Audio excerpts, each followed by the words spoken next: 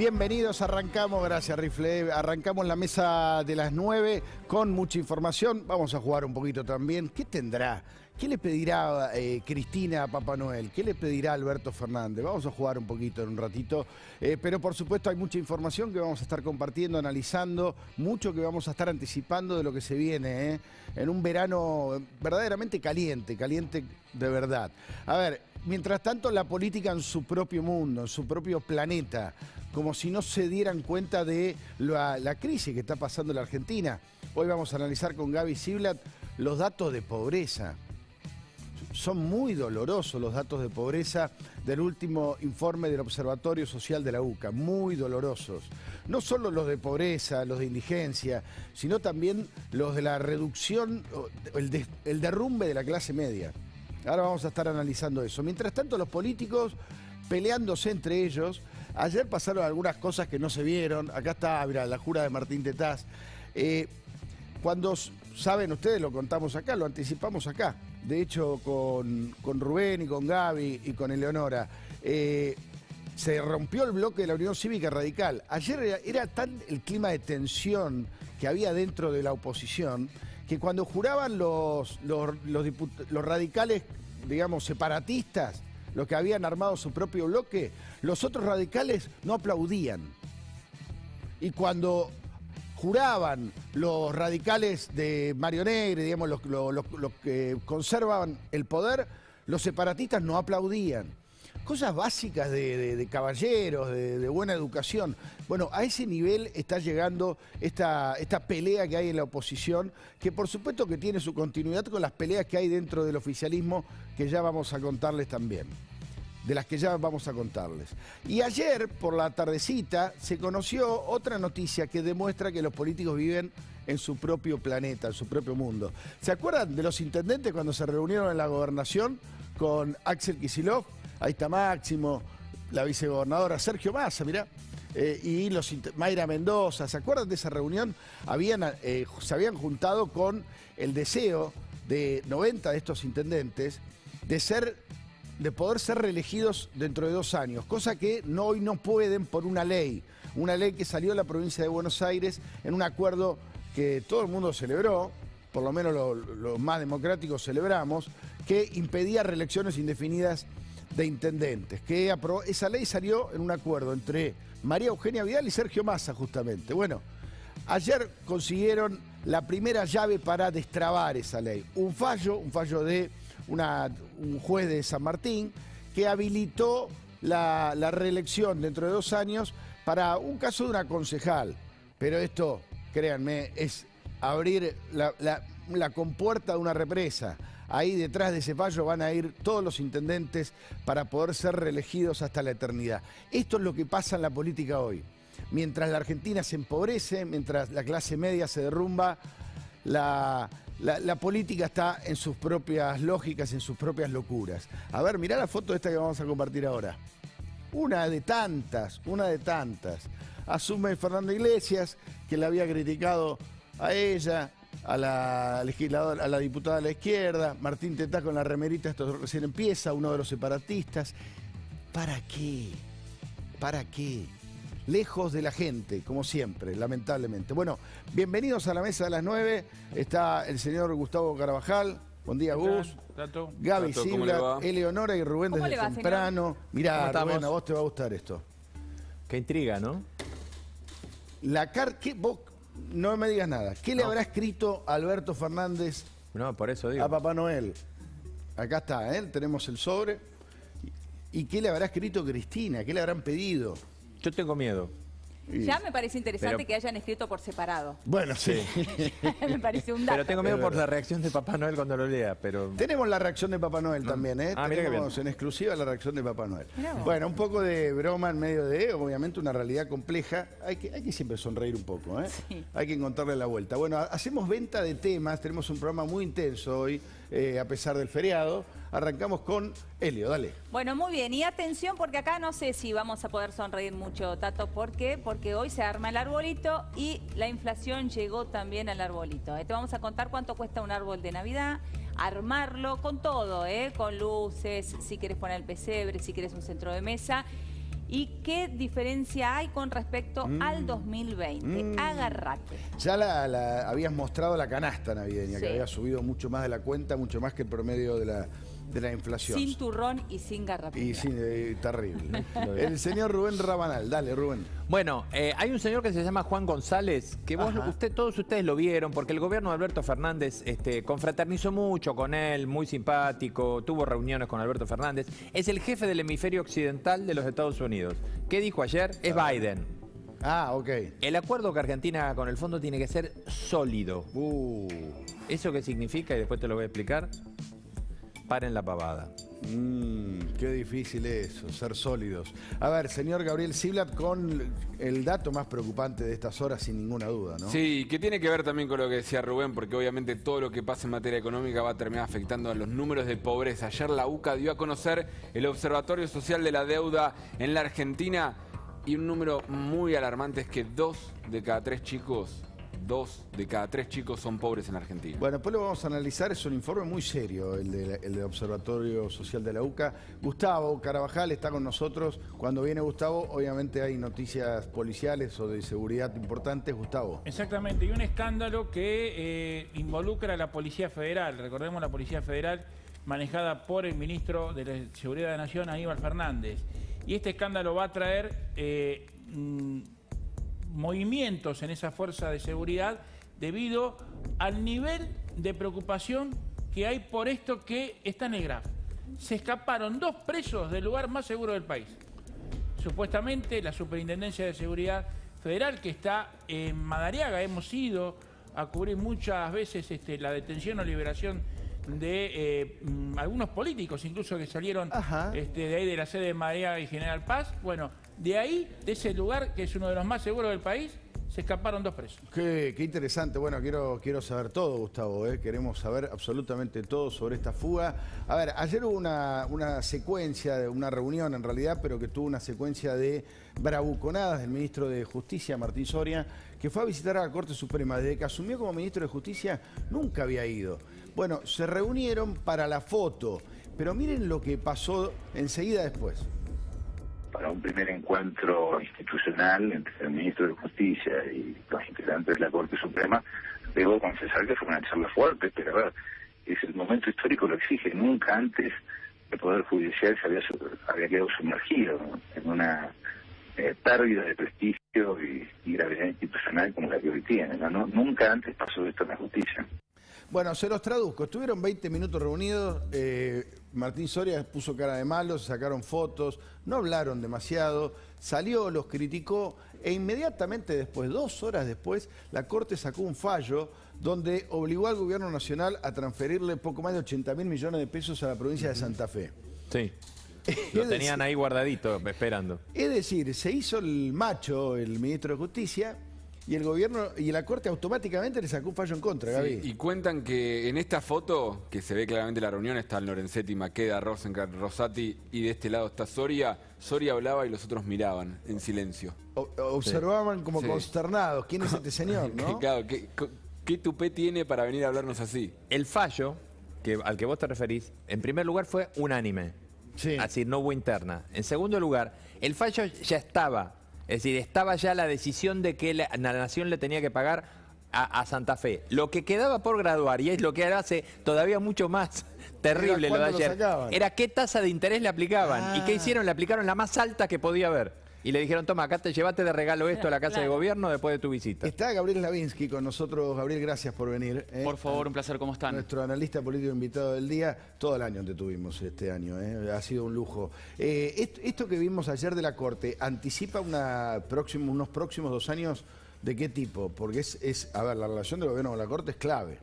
Yo creo que lo que primero anticipa, para hacer un panorama general, es que hay un gran divorcio entre la agenda del gobierno y en general la agenda política con la agenda pública. Sí. O sea, hoy tenemos en primer plano el tema de la reelección de los intendentes, el tema de la Corte Suprema, esta reunión, y la jura ayer de los diputados, senadores, de los diputados sobre todo.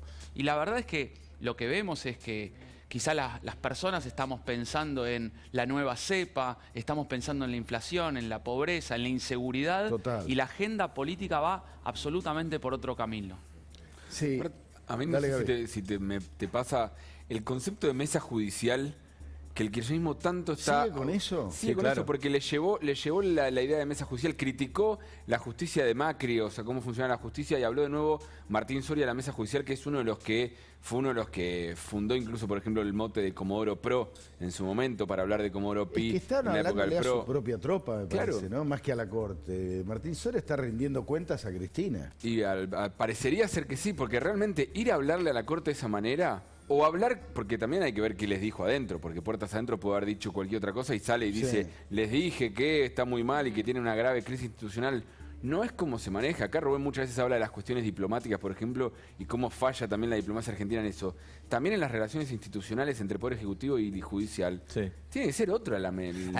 Hay algo que, para reforzar lo que decía Gabriel, digo porque si la gente no sabe, ¿a qué se refiere Soria cuando habla de que la justicia está en su peor momento? Yo no sé, además, ¿no? La verdad, habría que ponerse un poquitito serio para hablar de estas cosas, para decir las cosas que dijo. No está hablando- muy mal la justicia, pero Sí, te sí. digo que estaba peor hace 10 años. Bueno, por eso te digo, pero exactamente a eso me refiero. Ahora, para ponerle semejante calificativo, hay que entender que ninguna de las reformas que está dando vuelta tienen que ver con lo que decía Gabriel, con las preocupaciones de la no. gente. Claro. Todas las reformas tienen que ver con modificaciones en la justicia que juzga a los políticos, a la corrupción, a la relación del Estado con sus gobernantes. Es decir, si... Sí, de hecho, estás hablando del proyecto, por ejemplo, de reforma del Consejo de la Magistratura. Sí, exacto. No está hecho para agilizar la justicia. No, acá no estamos hablando ni de que sea más ágil la justicia civil, ni que los empleados de No. los juzgados no vivan entre ratas, ni terminar de modificar el procedimiento de papel a digital, ni que las cárceles sean más sanas, ni que los procesos penales terminen más rápido. Y una No es reflexión eso. sobre los tiempos, ¿no?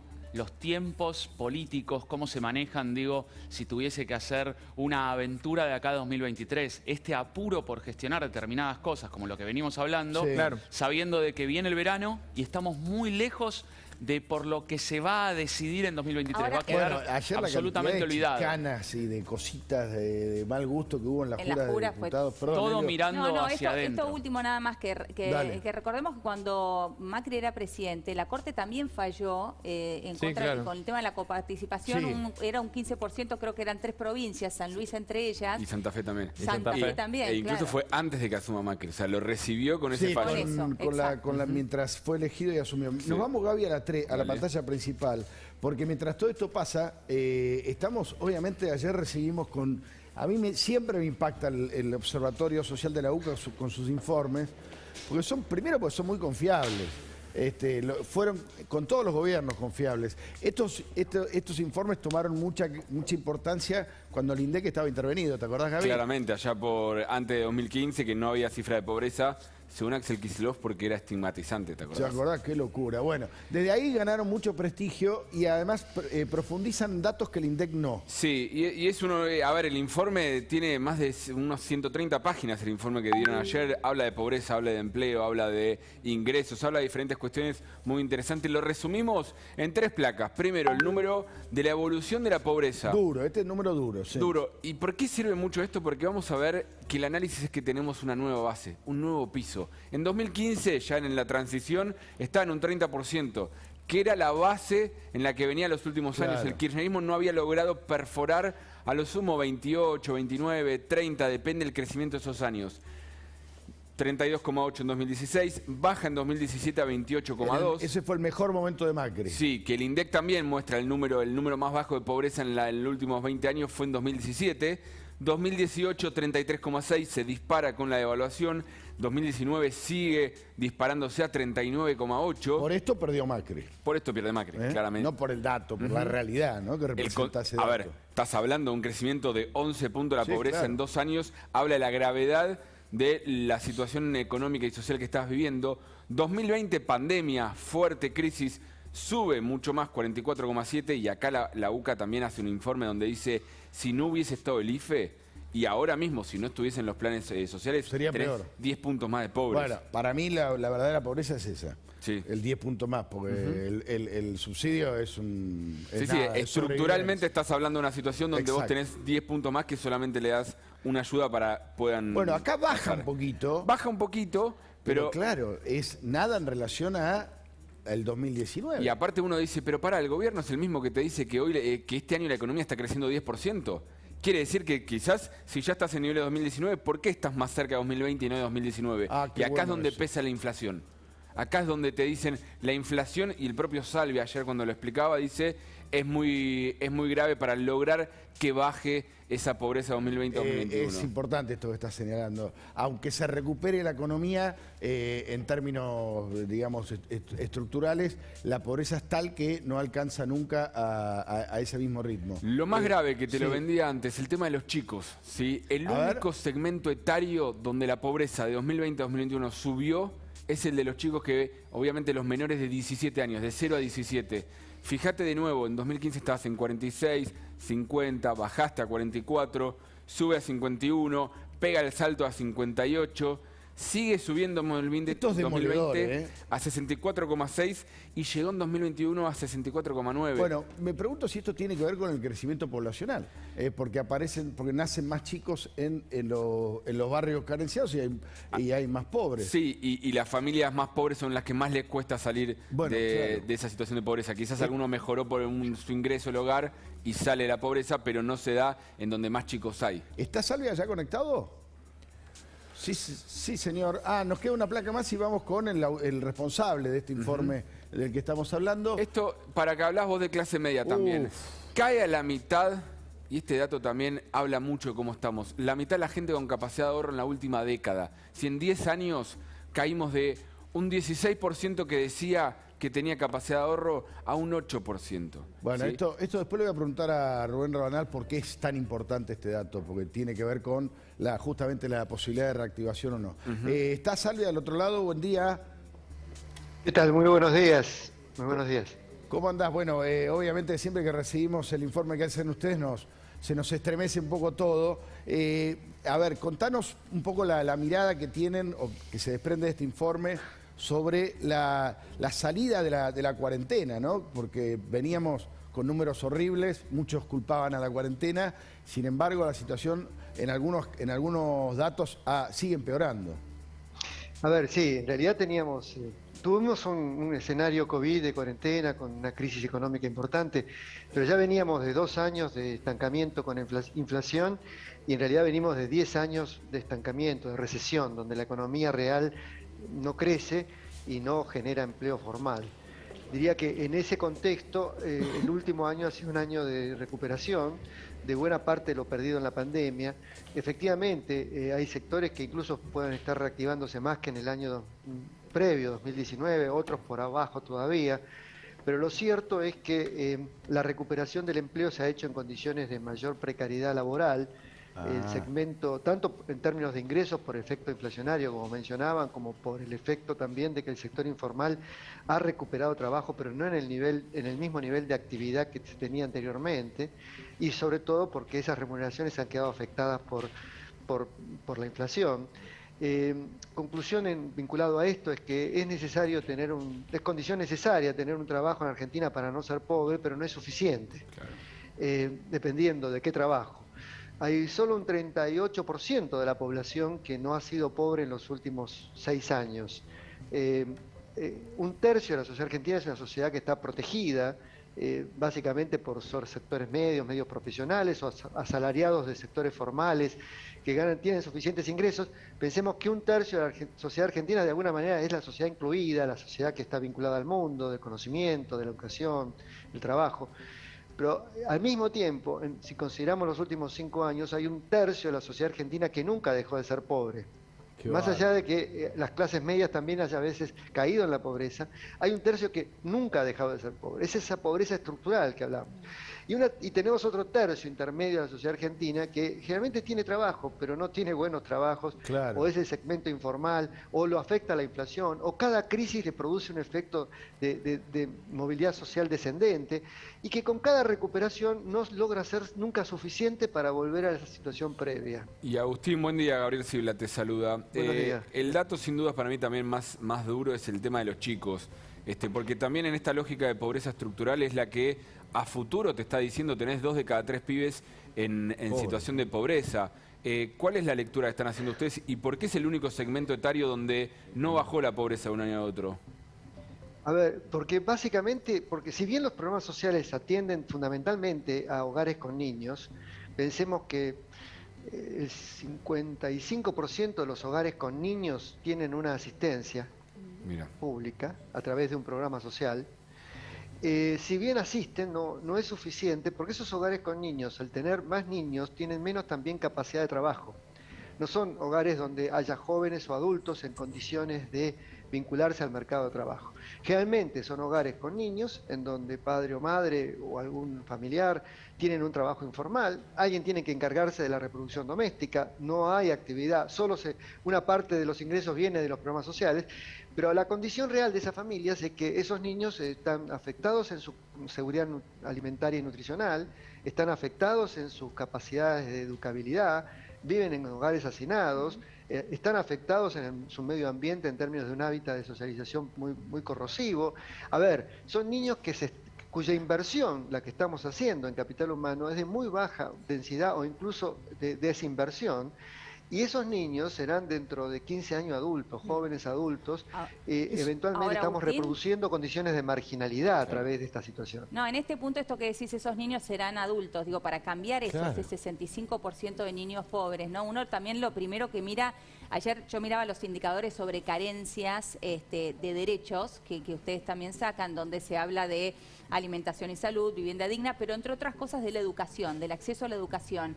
Y allí también subió, digo, estamos peor en el acceso a la educación. ¿cómo es ese dato? Es del 12,5% al 13,5%, subió un punto. Que no tienen nada, Claro. no tienen acceso a educación los chicos. Wow. Carencia en acceso a la educación.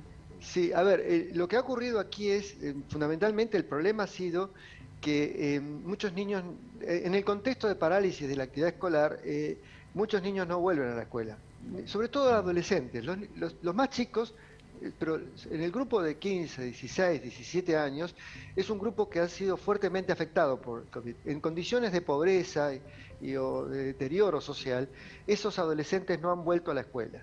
Esto es parte de lo que está ocurriendo en el 2021 con respecto a lo que ocurría. Pero a su vez, para niños y adolescentes, aunque hayan vuelto a la escuela, los niveles de conectividad, las calidades educativas que se encuentran en esas escuelas en el contexto pospandemia, en este periodo de pospandemia, son todavía mucho más débiles en cuanto a su capacidad de retención y de formación pedagógica.